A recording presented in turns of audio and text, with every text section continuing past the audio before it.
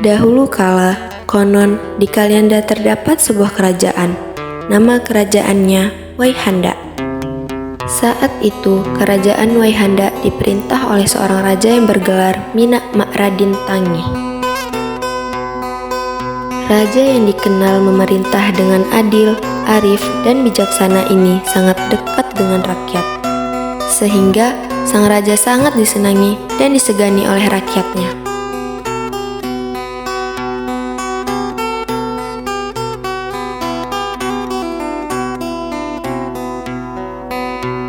Kehidupan serta penghasilan rakyat negeri Waihanda berasal dari tanaman keras, padi, dan juga nelayan.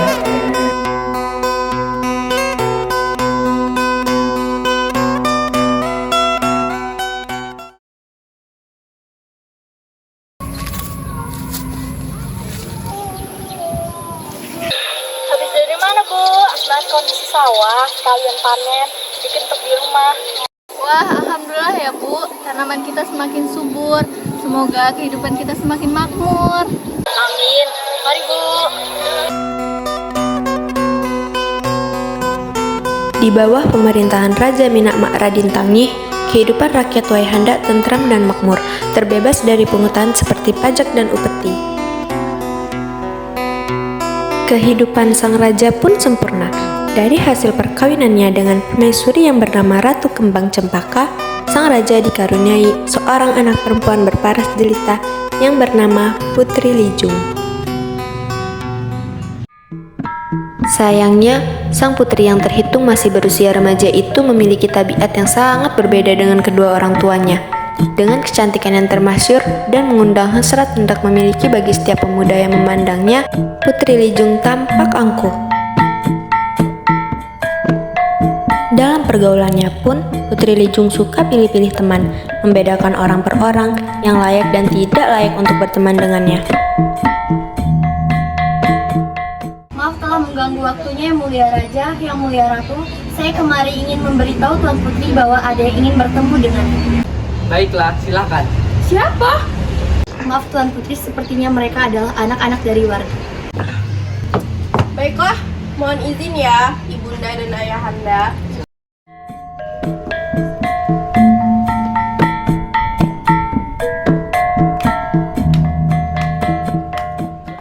Ya, ada apa? Putri, main petak umpet bareng kami yuk. Di sana ada sawah dan hutan. Cocok sekali buat bermain petak umpet. Iya, Putri, main bersama kami. Hah? Yang benar saja kalian bermain denganku. Kalian tidak pantas bermain dengan diriku. Ayo deh, kita main dengan Putri Aura aja. Dasar pakaian compang-camping kayak gitu. Hai Putri Aura, apa yang sedang kamu lakukan? Hai Putri Lijung, aku sedang melihat bunga di sini. Mereka sangat cantik. Lalu, apa yang sedang kamu lakukan di sini Putri Lijung? Tadi ada yang mengajak aku bermain, tapi aku sangat kesal. Bagaimana bisa orang biasa mengajakku bermain? Mereka tidak pantas bermain denganku. Wahai temanku, kita sebagai makhluk sosial pasti membutuhkan orang lain dan bergantung pada orang lain. Ada saatnya kita pasti membutuhkan mereka. Jadi jangan pilih-pilih teman seperti itu. Tetap saja aku sangat kesal. Lebih baik kalau daripada memikirkan itu, lebih baik aku merias wajahku sendiri. Putri Aura, apakah kamu mau ikut dengan gigit liku?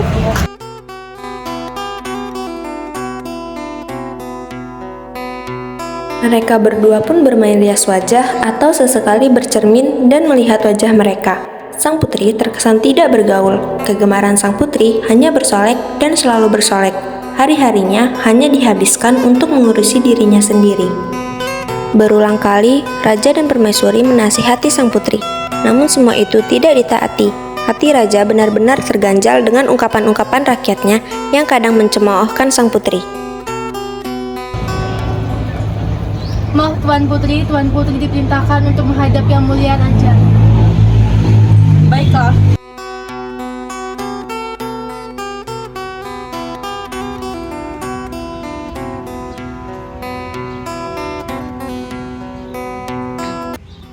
Lijung, sebagai putri raja, kamu hendaknya bersikap ramah dan menghargai orang lain. Namun, petuah raja itu disambut dengan cemberut oleh sang putri. Raja dan permaisuri tidak mampu berbuat banyak dengan sang putri, apalagi dia anak sematawayang.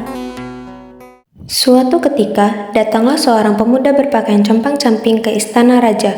Tanpa diduga-duga, si pemuda menyampaikan niat hati hendak meminang sang putri. Tuan, izinkan saya masuk, Tuan. Saya ingin bertemu dengan Putri Lijung, Tuan. Izinkan saya.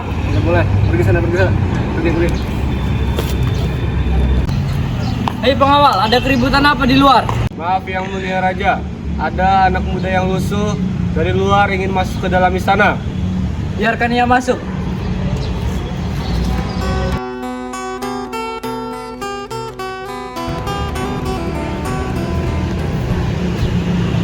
Maaf beribu maaf, ampun tiada ampun. Maksud hamba datang ingin meminang putri rajaku. Saya hargai niat baik Anda, wahai anak muda. Tapi semua keputusan saya serahkan kepada putri saya.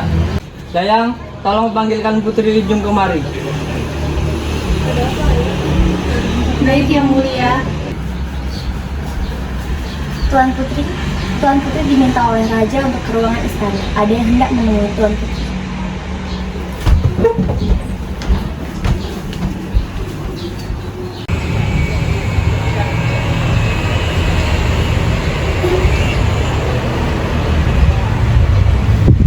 Ada apa ya?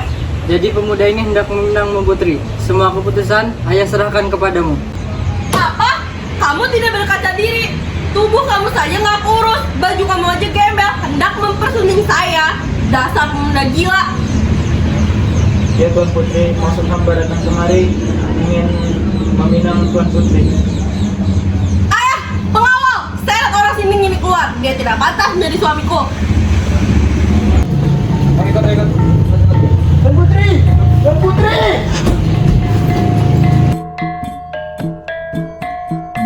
Anehnya, ketika malam hari setelah kejadian itu, sang putri jatuh sakit. Tubuhnya panas, kulitnya gatal-gatal, dan tampak bintik-bintik merah. Semakin hari, penyakit kulit sang putri semakin parah. Rasa gatal di kulit dan bintik-bintik merah semakin menjalar di seluruh tubuhnya. Pengawal, tolong carikan tabib untuk menyembuhkan putriku. Baik yang mulia. Namun, tetap saja sia-sia. Penyakit kulit Putri Lijung bukannya sembuh, bahkan tambah parah, mengeluarkan air nanah dan bau busuk. Maaf yang mulia, saya tidak dapat menyembuhkannya. Namun, karena usaha tabib istana sia-sia, maka tabib-tabib dari luar kerajaan Waihanda pun diundang untuk mengobati sang putri. Tuan Putri tidak bisa kami atasi. Raja kebingungan, sang permaisuri semakin panik. Tamu-tamu kerajaan mulai berkurang yang datang akibat bau busuk yang ditimbulkan dari luka-luka di kulit Putri Lijung. Sang raja akhirnya memutuskan Putri Lijung diungsikan di Gunung Rajabasa.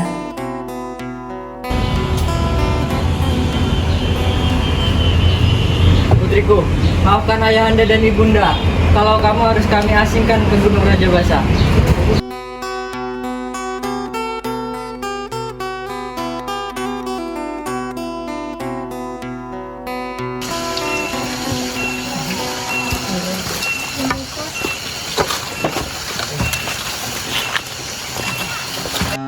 Di gubuk pengungsian yang sunyi dan terpencil itu, sang putri sedih, merenungi nasibnya, dan penyakit yang menimpa dirinya dari hari ke hari tiada kunjung sembuh.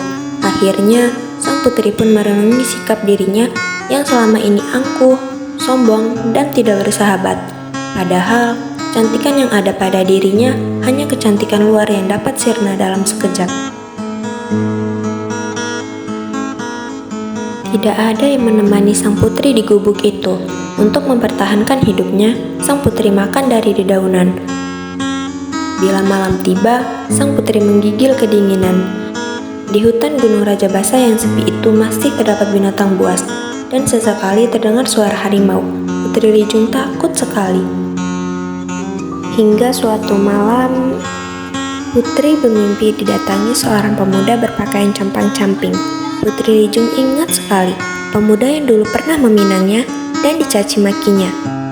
Dalam mimpinya, si pemuda menyuruh sang putri untuk berjalan ke arah timur. Putri, sebelum matahari terbit, berjalanlah ke arah timur. Di situ ada belerang simpur dan mandilah kamu di sana. Semoga penyakitmu bisa sembuh. Keesokan harinya, setelah bangun tidur, sang putri menuruti perintah pemuda itu. Oh, itu mungkin sumber airnya, barangkali itu yang dimaksud.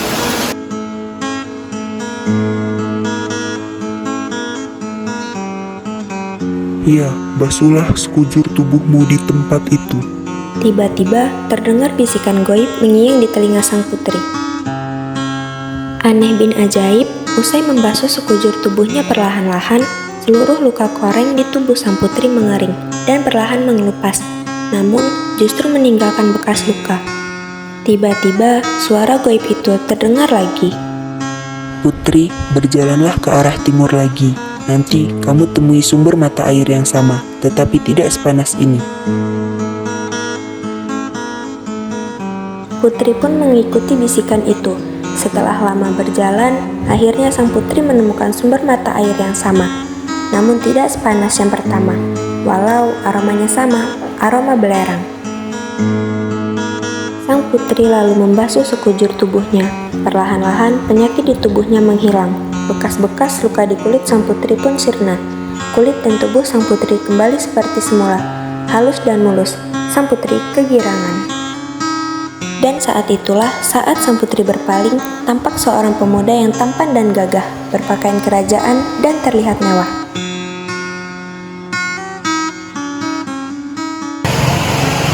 Aku pria yang bercompang-camping itu.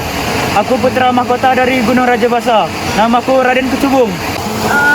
Maafkan aku pangeran yang telah memperlakukanmu seperti dahulu.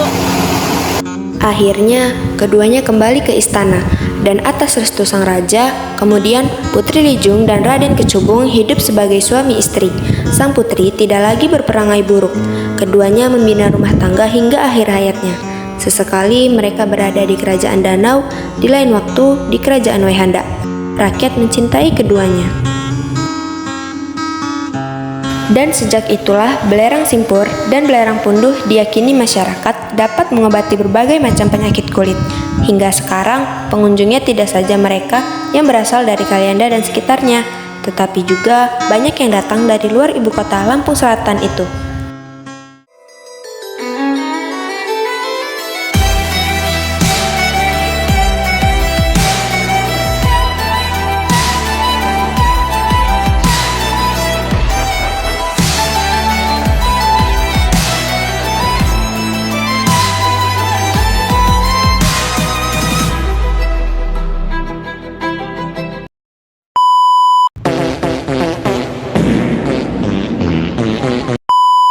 Guys, ini 괜찮아.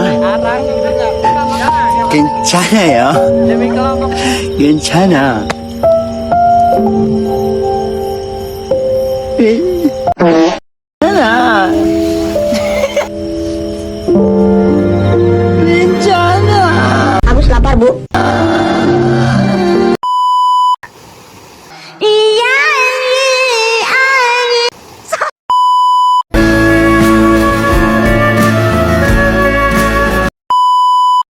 Lu memang anak lancil. Bukan pergi cari kerja.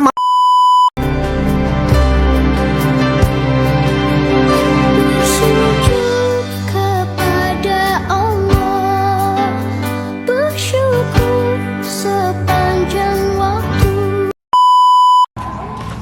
Halo guys, ini Hiro. Haters, pada komen foto kita. Kenapa? Sirik lo ya. Gak punya sahabat kayak kita. Iya. Woi. Kok sekarang malah diem? Ada yang langsung 100% nih. Kemana nih, woi? Masih jauh ini.